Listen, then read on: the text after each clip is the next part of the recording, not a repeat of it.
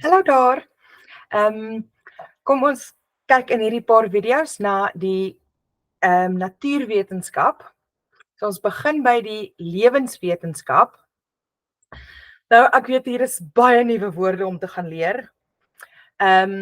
So ek het van die goed van die handboek in mooi tabelle gebruik soos in die handboek.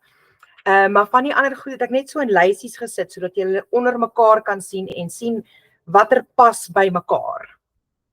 So die eerste deel is die klassifikasie van lewende organismes.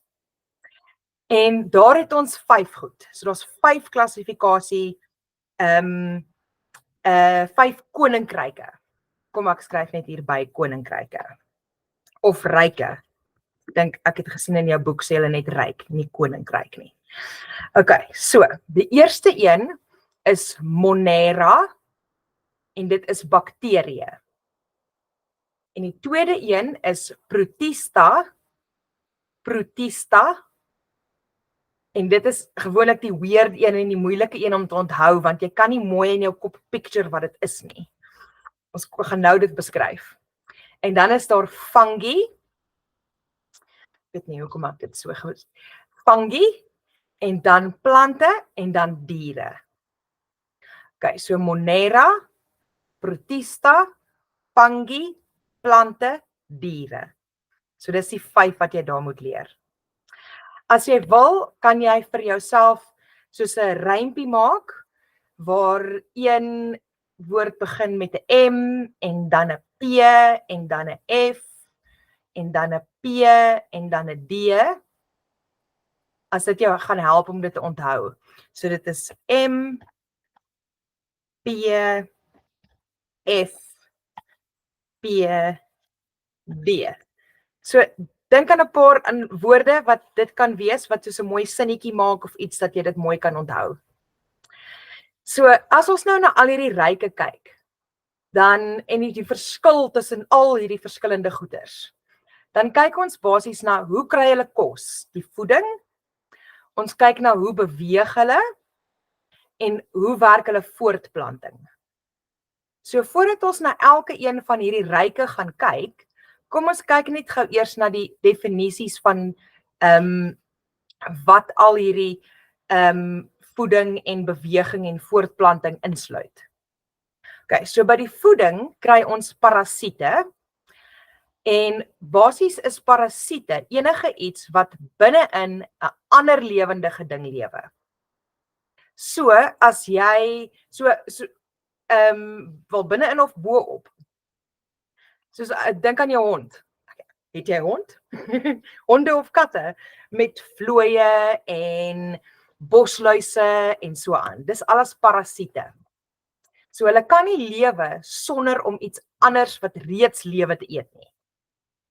Okay, dan het ons ontbinders. Ontbinders, so dink aan die woord.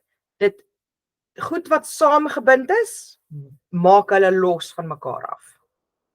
So hulle ontbind. En hulle eet dooie materiaal. So goed wat reeds dood is, breek hulle op in kleiner stukkies. Okay, en dan kry ons produsente. So dit is goed wat fotosinteer en hulle maak hulle eie kos. As ek nou reg onthou is hierdie woord produsente nie in jou handboek nie, maar by die voeding kry ons fotosintese want hulle maak kos vir hulle self. En dan verbruikers, hierdie woord is ook nie in jou handboek nie, maar hulle gebruik die energie wat van die plante afkom. So herbivore eet plante, die herbs. Omnivore gee nie om wat hulle eet nie. En karnivore eet diere. Alright. Dan kyk ons na die beweging. So hoe beweeg hulle? Daar's net 2 goed. Kan hulle beweeg of kan hulle nie beweeg nie? So as hulle vra oor die beweging vir jou in jou eksamen, dan kan jy net sê, hulle kan nie beweeg nie, of hulle kan beweeg. Maar, leer hierdie twee woorde ook, want as hulle dit gebruik, moet jy weet wat dit beteken. So mobiel, so dan kan 'n motor, mobile, dit is iets wat kan beweeg. En staties is dan iets wat nie kan beweeg nie. So statiese elektrisiteit, ek weet nie of julle al dit gedoen het nie. Staties, dit kan nie beweeg nie. Goed, en dan kyk ons na die voortplanting. So ons het twee hoofgroepe daar. Aseksueel en seksueel. Aseksueel is daar twee maniere hoe goed aseksueel kan voortplant. Die een is, hulle deel net eenvoudig in twee. So ons het 'n bakterie en die bakterie split homself net so en dan is daar twee. So dan het hy voortgeplant. So voortplanting is basies, hoe maak jy meer van jouself? En dan die ander een is, so, hulle deel in twee. Spore. So spore is ook aseksueel en dit is basies 'n eensellige voortplantingsorgaan. Dis hoe dit in jou handboek staan. So dit is nie soos 'n saad nie. So jy kan dink aan 'n spoor as dis 'n saad, maar vir aseksuele voortplanting. So as jy op 'n faring kyk, ek weet nie of jy farings ken nie.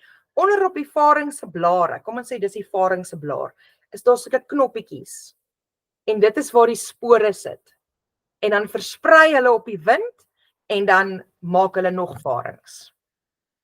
Maar dit is aseksueel. Met seksuele voortplanting het ons 'n mannetjie en 'n wyfie nodig.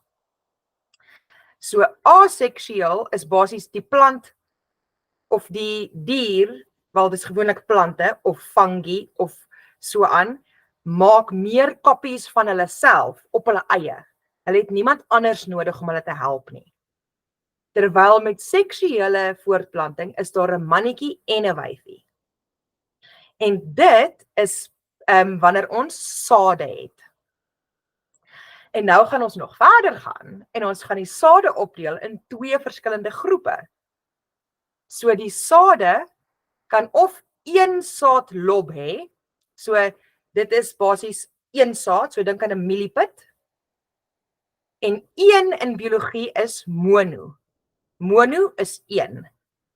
So monokotiel is een saadlob. En twee saadlobbe is dikotiel. Die is twee, dikotiel.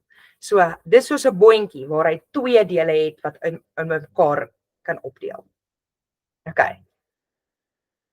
En ek gaan hierdie woorde weer nog baie sê. So as jy nou 'n bietjie uitfreek want dis baie, moenie worry nie. Ons is nou eers aan die begin. Okay. So. Ek gaan sommer dan die video hier eindig sodat dit klein videoetjies is met sodat jy net daai spesifieke een weer kan gaan kyk of daai spesifieke een weer kan gaan kyk.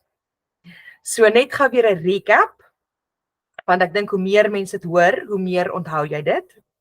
So daar's 5 ryke: Monera, Protista, fungi, plante, diere. Alright. En dan sien ek nou weer in die volgende video.